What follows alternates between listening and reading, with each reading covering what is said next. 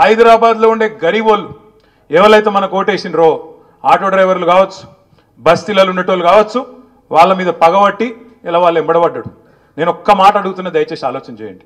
ఈ ముఖ్యమంత్రికి నిజంగానే చిత్తశుద్ధి ఉంటే, నిజాయితీ ఉంటే, వాళ్ళ అన్నగానికి ఒక న్యాయం ఉంటుంది, మరి గల్లీలలో గరీబోళ్ళు ఉండే గల్లీలలో ఉండే పేదవాళ్ళకు ఒక న్యాయం ఉంటుందా? వాళ్ళన్న తిరుపతి రెడ్డి మీ కాన్స్టిట్యున్సీలోనే ఉంటాడు. ఎక్కడ కావురి హిల్సో అదేందో ఆడనో సెటిల్మెంట్ల అడ్డా, అది ఆ సెటిల్మెంట్ల అడ్డా మాదాపూర్లో ఉంటాడు. ఆడ ఉండి సెటిల్మెంట్ల అడ్డా నేను చెప్పలే, మీ ఎమ్మెల్యేనే చెప్పిండు నాకు. ఆ కథ కూడా చెప్తా ఒక్క నిమిషం. అయితే ఆ దుర్గం చెరువు FTL పరిధిలో తిరుపతి రెడ్డి ఇల్లు కూడా ఉన్నది.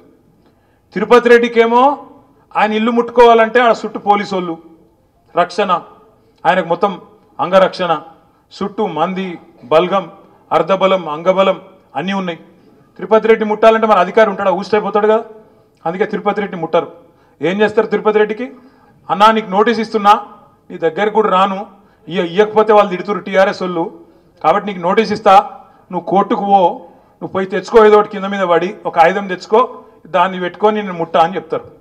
అదే గరీబ్ గాడు ఉన్నాడు అనుకో, తెల్లారి 3 గంటలకు బుల్డోజర్లు వస్తాయి ఇంటికి.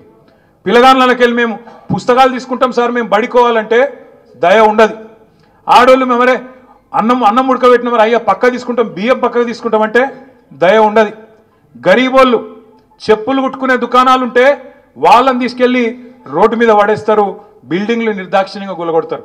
అదే తిరుపతి రెడ్డికి ఒక న్యాయం పెద్దోనికి, పేదవానికేమో బుల్డోజర్లతోని, అది కూడా కోర్టు పని చేయని శనివారం ఆదివారం వచ్చి సాయంత్రం పూట పొద్దున పూట వచ్చి కూలగొట్టి నిర్దాక్షిణ్యంగా రోడ్ల మీద పడేస్తూ ఉన్నారు.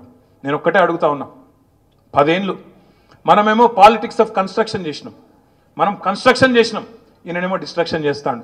మనం ఏం కన్స్ట్రక్షన్ చేసినాం? ఇప్పుడు అక్క చెప్పింది,